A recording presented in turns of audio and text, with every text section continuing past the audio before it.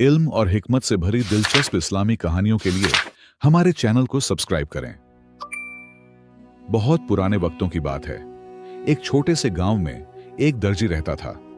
वह बहुत गरीब था और एक छोटे से टूटे फूटे मकान में अपने खानदान के साथ जिंदगी गुजारता था। उसके 5 छोटे छोटे बच्चे थे जिनका पेट पालने के लिए वह दिन रात मेहनत करता था। दर्जी बहुत नेक इंसान था और हमेशा मेहनत की कमाई पर यकीन रखता था, मगर उसकी आमदनी बहुत कम थी। दर्जी की रोजाना की कमाई इतनी थोड़ी होती थी कि उससे मुश्किल से एक वक्त का खाना पूरा होता था। उसके पास इतने पैसे नहीं होते थे कि वह अपने बच्चों के लिए नए कपड़े या अच्छी चीजें खरीद सके। उसकी बीवी भी घर के कामों में उसका हाथ बंटाती थी, मगर गरीबी ने उनका पीछा नहीं छोड़ा था। वह अक्सर रातों को भूखे पेट सो जाते थे, फिर भी अल्लाह का शुक्र अदा करते थे। अपने बच्चों की भूख मिटाने और कुछ ज्यादा पैसे कमाने के लिए दर्जी एक मुश्किल सफर पर जाया करता था। वह दूर दराज के देहातों में जाता था, जहां से उसे सस्ता कपड़ा मिल जाता था। वह उन सस्ते कपड़ों को खरीदकर अपने घर लाता, फिर उन्हें बड़ी मेहनत से सीता और बाजार में जाकर बेच देता। यह सफर बहुत थका देने वाला होता था, लेकिन वह अपने बच्चों की खातिर सब कुछ बर्दाश्त करता था। एक दिन की बात है, दर्जी अपना काम खत्म करके वापस घर आ रहा था। वह सहरा के रास्ते से गुजर रहा था और सूरज ढलने वाला था। उसका जिस्म थकान से चूर था और उसे सख्त प्यास लगी हुई थी। अभी वह रास्ते में ही था कि अचानक उसे कुछ खतरनाक आवाजें सुनाई दी। उसने मुड़कर देखा तो भूखे भेड़ियों का एक घोल उसकी तरफ तेजी से बढ़ रहा था। भेड़ियों को अपनी तरफ आते देखकर दर्जी बहुत खौफजदा हो गया। उसने इधर उधर देखा कि कोई ऐसी जगह मिल जाए जहां वह छिपकर अपनी जान बचा सके। उसे करीब ही एक पहाड़ के दामन में एक बड़ा और गहरा गार नजर आया। वह अपनी पूरी ताकत लगाकर उस गार की तरफ भागा। भेड़िए उसके बिल्कुल करीब पहुंच चुके थे, लेकिन दर्जी वक्त पर गार के अंदर दाखिल होने में कामयाब हो गया। जैसे ही दर्जी गार के अंदर पहुंचा, उसने सुकून की सांस ली, मगर अचानक उसे घर की गहराई से कुछ अजीबो गरीब आवाजें आती सुनाई दी। ऐसा लग रहा था जैसे कोई आपस में बातें कर रहा हो। दर्जी ने सोचा कि शायद यहां कोई डाकू छिपे हुए हैं। वह बड़ी एहतियात और खामोशी के साथ आवाजों की समत बढ़ने लगा, ताकि जान सके कि अंदर आखिर कौन मौजूद है। जब वह थोड़ा और करीब गया तो उसने देखा कि वहां इंसान नहीं बल्कि 2 जिन बैठे बातें कर रहे थे। यह देखकर दर्जी के हाथ पांव ठंडे पड़ गए, लेकिन उसने हिम्मत नहीं हारी और एक पत्थर के पीछे छिपकर उनकी बातें सुनने लगा। एक जिन दूसरे से कह रहा था, क्या तुम्हें हमारे बादशाह के उस पुराने खजाने के बारे में मालूम है? वह इतना बड़ा खजाना है कि कोई इंसान उसे कभी नहीं देख सकता। दूसरे जिन ने हैरानी से पूछा, आखिर इंसान उस खजाने तक क्यों नहीं पहुंच सकते?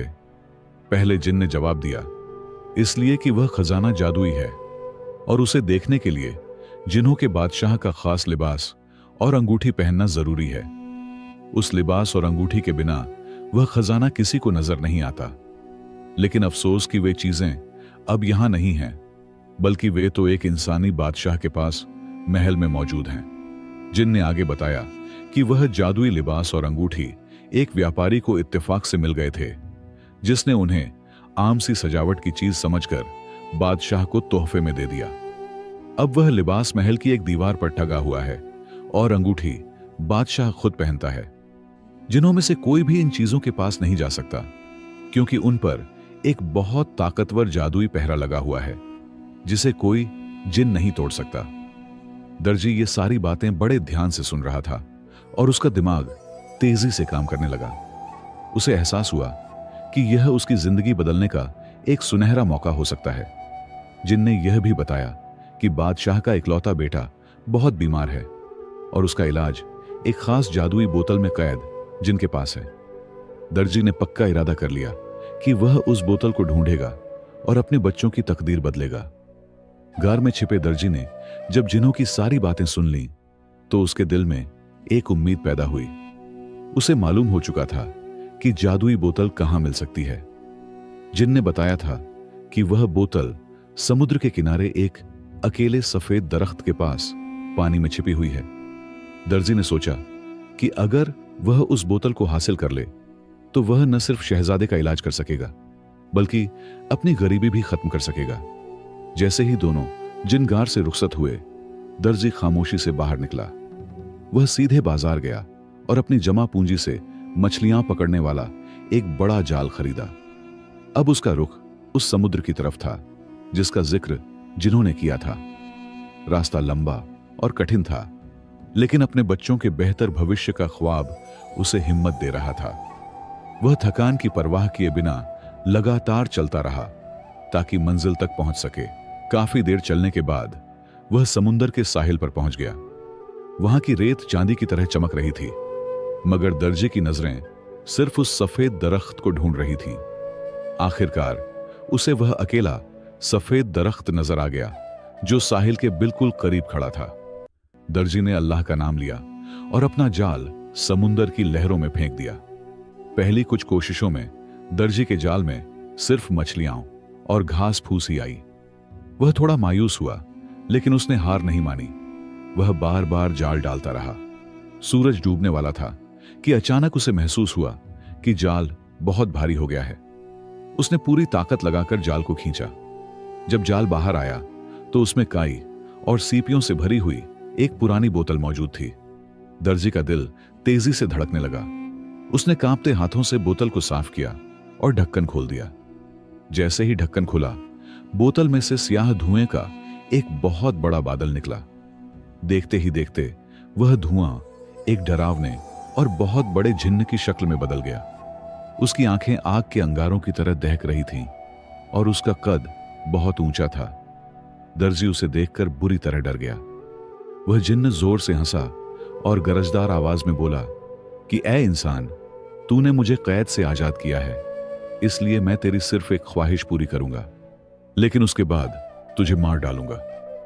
यह सुनकर दर्जी के पैरों तले जमीन निकल गई और उसने कांपती आवाज में इंसाफ की बात कही।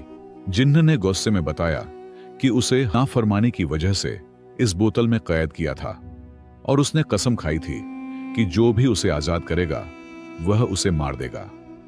दर्जी ने समझ लिया कि वह बड़ी मुसीबत में फंस गया है, मगर उसने अपनी अक्ल से काम लेने का फैसला किया। दर्जी ने हिम्मत करके कहा कि अगर मौत लिखी है तो वह तैयार है, मगर उसकी आखिरी ख्वाहिश है कि जिन्न समुंदर की गहराई से वह सुनहरी बोतल ले आए जिसमें बादशाह के बीमार बेटे की दवा है। जिन्न ने कहा कि यह उसके लिए आसान काम है और वह अभी लेकर आता है। पलक झपकते ही जिन्न समुंदर में गायब हो गया और थोड़ी देर में सुनहरी बोतल लेकर लौट आया। दर्जी ने चालाकी से कहा कि वह यकीन नहीं कर सकता कि इतना बड़ा जिन्न इस छोटी सी बोतल में समा सकता है। जिन्न को अपनी ताकत पर घमंड था। वह फौरन धुएं में बदला और बोतल में चला गया। दर्जी ने तुरंत ढक्कन बंद कर दिया और जिन्न फिर से कैद हो गया। जब दर्जी ने चालाकी से उस खतरनाक जिन्न को दोबारा बोतल में बंद कर दिया तो उसने एक लंबी और सुकून भरी सांस ली। जिन्न बोतल के अंदर से गुस्से में चिल्ला रहा था और बाहर निकलने की मिन्नतें कर रहा था, मगर दर्जी अब उसकी बातों में आने वाला नहीं था।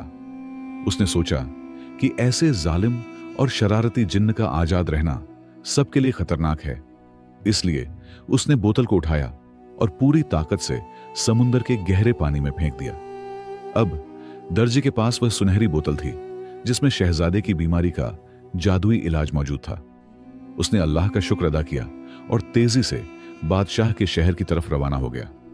उसके दिल में नई उम्मीद और हिम्मत पैदा हो चुकी थी। वह जानता था कि अगर शहजादा ठीक हो गया तो उसकी सारी गरीबी हमेशा के लिए खत्म हो सकती है।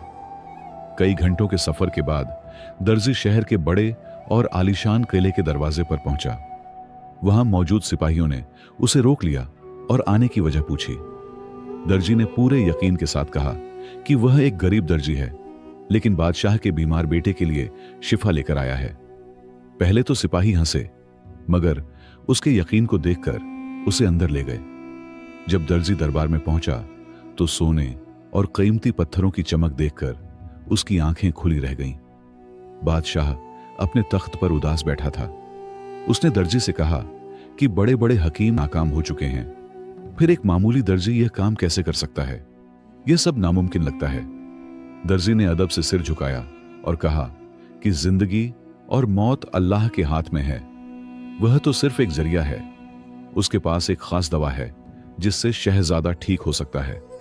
बादशाह ने थोड़ी देर सोचकर शर्त रखी कि अगर बेटा ठीक हुआ तो इनाम मिलेगा और अगर नाकाम रहा तो सजा मौत होगी। दर्जी ने यह सख्त शर्त कबूल कर ली। बादशाह उसे शहजादे के कमरे में ले गया। शहजादा बिस्तर पर बेजान पड़ा था।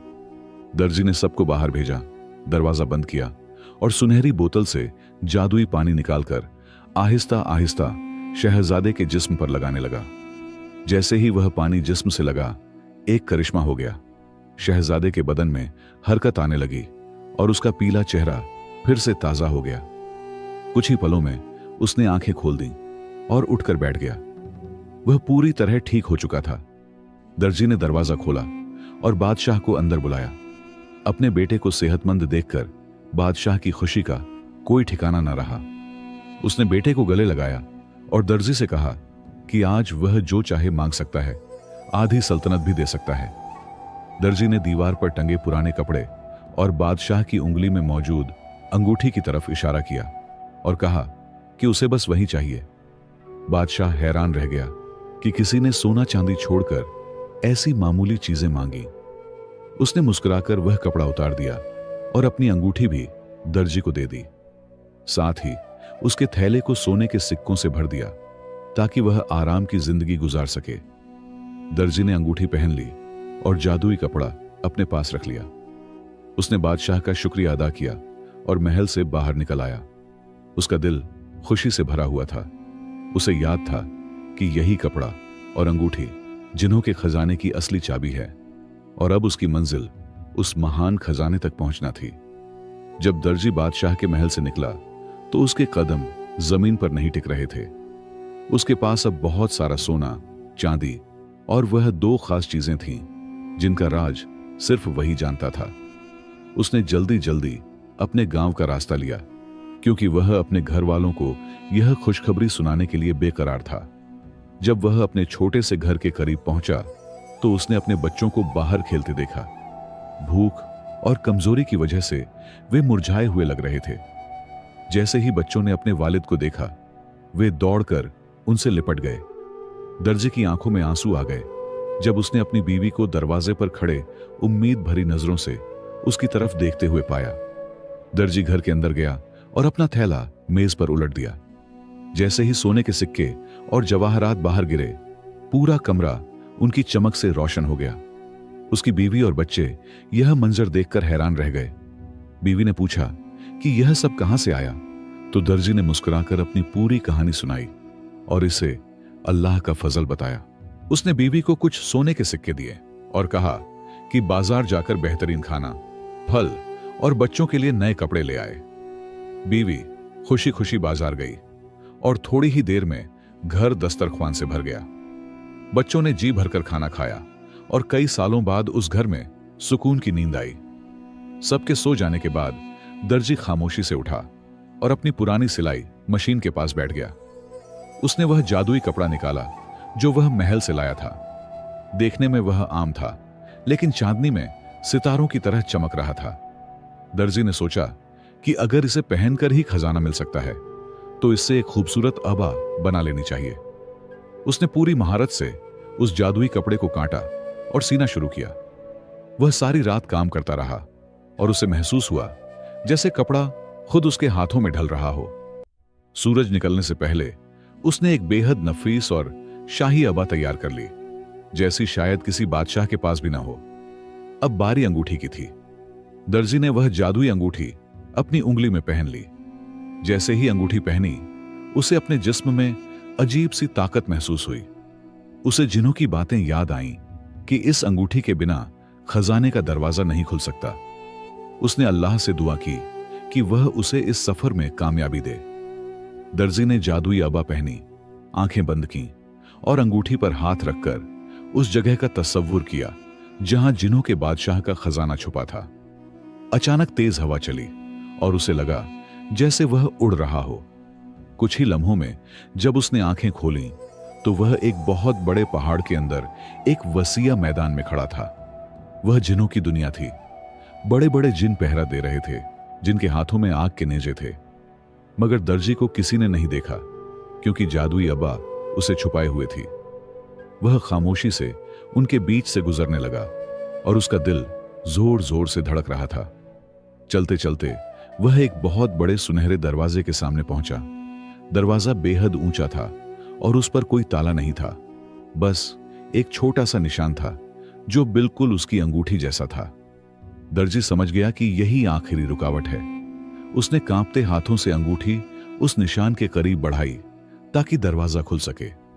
जैसे ही दर्जी ने अपनी अंगूठी उस बड़े सुनहरे दरवाजे के निशान से छुआ, एक बहुत तेज आसमानी रोशनी फूटी। भारी और अजीम दरवाजा बिना किसी आवाज के आहिस्ता आहिस्ता खुलने लगा। दर्जी के सामने हीरों और जवाहरात से बना हुआ एक रास्ता दिखाई देने लगा। उसने गहरी सांस ली, अल्लाह का नाम लिया और आगे कदम बढ़ाया, क्योंकि वह जानता था कि हर कदम उसे एक नई दुनिया की तरफ ले जा रहा है। जैसे ही वह अंदर दाखिल हुआ, उसने देखा कि वहां बड़े बड़े कदावर जिन्नात खड़े हैं। उनकी आंखें जलते हुए कोयलों की तरह सुर्ख थीं और उनके जिस्म पहाड़ों जैसे मजबूत और डरावने थे। वे सब पहरे पर थे और किसी अजनबी को अंदर आने की इजाजत नहीं थी। दर्जी एक लम्हे को ठिठक गया, मगर उसे याद आया कि जादुई अबा उसे सबकी नजरों से छुपाए हुए है। दर्जी ने हिम्मत बांधी और उन खौफनाक पहरेदारों के बिल्कुल करीब से गुजरने लगा, जिन उसे देख नहीं पा रहे थे, लेकिन वह उनकी सांसों की गर्मी महसूस कर सकता था। दिल जोर जोर से धड़क रहा था, फिर भी वह खामोशी से चलता रहा और उस बड़े हाल के आखिर तक पहुंच गया। वहां उसके सामने एक और दरवाजा था, जो पहले वाले से छोटा था, लेकिन बहुत ज्यादा खूबसूरत और रौबदार था। उस पर किसी कदीम जबान में कुछ लिखा हुआ था। उस दरवाजे के सामने एक बहुत बूढ़ा जिन बैठा था, जिसका चेहरा नूर से भरा हुआ था और दाढ़ी बर्फ की तरह सफेद थी। उस बूढ़े जिन की आंखों में गुस्सा नहीं, बल्कि अजीब सा सुकून और दानाई थी। दर्जी को महसूस हुआ कि यह आम जिन नहीं, बल्कि कोई बहुत बड़ा हाकिम या हकीम है। जैसे ही दर्जी रुका, बूढ़े जिन ने आंखें खोलीं और सीधे उसकी तरफ देखने लगा। दर्जी हैरान रह गया कि जादुई अबा के बावजूद वह उसे कैसे देख पा रहा है। बूढ़ा जिन मुस्कुराया और गहरी आवाज में बोला कि यह अबा दूसरों की नजरों से तो छुपा सकती है, मगर उसकी बसीरत से नहीं। उसने कहा कि उसे मालूम है दर्जी कौन है और यहां क्यों आया है, इसलिए डरने की जरूरत नहीं। दर्जी ने अदब से सलाम किया। बूढ़े जिन ने बताया कि वह इस खजाने का निगाहबान और जिन्हों का कदीम हकीम है। उसने कहा कि हजारों सालों में पहली बार कोई इंसान यहां तक पहुंचा है और यह उसकी अकल, सब्र और नेक नियत की वजह से मुमकिन हुआ है। हकीम जिन ने समझाया कि खजाना हासिल करना बड़ी बात नहीं, असल बात उसे संभालना है। दौलत इंसान को बदल देती है। वह चाहे तो इंसान को नेक और सखी बना दे या जालिम और मगरूर। आज दर्जी को तय करना है कि वह कौन सा रास्ता चुनेगा। दर्जी ने आजीजी से कहा कि उसने गरीबी और भूख को बहुत करीब से देखा है। वह दौलत सिर्फ इसलिए चाहता है ताकि अपने बच्चों को बेहतर जिंदगी दे सके और उन लोगों की मदद कर सके जो उसी की तरह मजबूर हैं। उसे लालच नहीं, बस सुकून चाहिए। बूढ़ा जिन उसकी बात सुनकर खुश हुआ और बोला कि जो शख्स शुक्र करता है, अल्लाह उसे और देता है। उसने हाथ उठाया और दरवाजा खुद ब खुद खुल गया। दर्जी ने अल्लाह का शुक्र अदा किया और अंदर कदम रखा, जहां सोने के पहाड़, हीरों की नदियां और अनगिनत कीमती पत्थर उसकी आंखों को चकाचौंध कर रहे थे। जब दर्जी उस अजीम और शानदार कमरे के अंदर पहुंचा, तो उसे अपनी आंखों पर यकीन नहीं आया। हर तरफ सोना ही सोना बिखरा हुआ था। बड़े बड़े बर्तनों में सुर्ख याकूत और सब्ज झुमर्रुद भरे थे, जो सितारों की तरह चमक रहे थे। दर्जी ने जिंदगी में कभी ऐसा मंजर नहीं देखा था और वह कुछ देर खामोश खड़ा अल्लाह की कुदरत का करिश्मा देखता रहा। उसे बूढ़े जिन की नसीहत याद थी। उसने दिल में सोचा कि उसे उतना ही खजाना लेना चाहिए जितना वह आसानी से उठा सके। उसने अपना पुराना थैला निकाला और बहुत इत्मीनान से उसमें सोने के सिक्के और कुछ कीमती जवाहरात रखने लगा। उसके दिल में जरा भी लालच नहीं था कि सब कुछ समेट ले। जब थैला भर गया तो उसने बाहर निकलने का फैसला किया। जैसे ही वह पलटा, उसे लगा मानो जवाहरात उसे पुकार रहे हों, मगर उसने नजरें झुका लीं और सीधा बूढ़े जिन के पास पहुंच गया। हकीम जिन उसे देखकर मुस्कुराया और बोला कि तुम सच में नेक इंसान हो। बहुत से लोग यहां आकर लालच में अपनी जान गंवा देते हैं। बूढ़े जिन ने उसे दुआ दी और कहा कि उसकी नीयत साफ है, इसलिए यह दौलत उसके लिए बरकत बनेगी। उसने कहा कि अब अंगूठी पर हाथ रखो और अपने घर का तसव्वुर करो। दर्जी ने आंखें बंद की और अपने बच्चों के चेहरे याद किए। उसे एक पल के लिए चक्कर सा आया और फिर सब कुछ थम गया।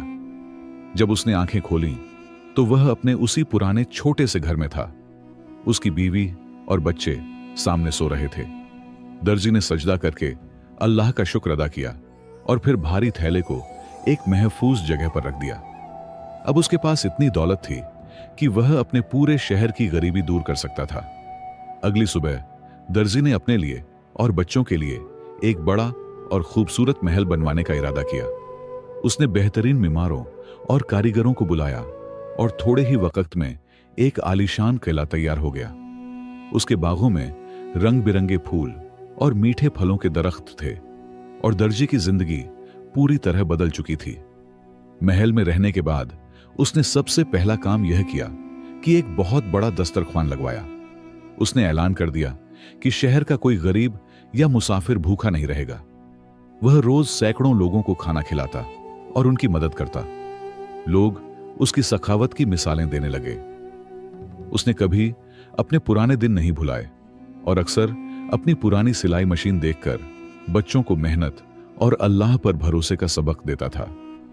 जब उसकी शोहरत फिर से बादशाह तक पहुंची तो बादशाह ने उसे दरबार में बुलाया और मुल्क का सबसे मुअज्जिज शहरी होने का खिताब दिया।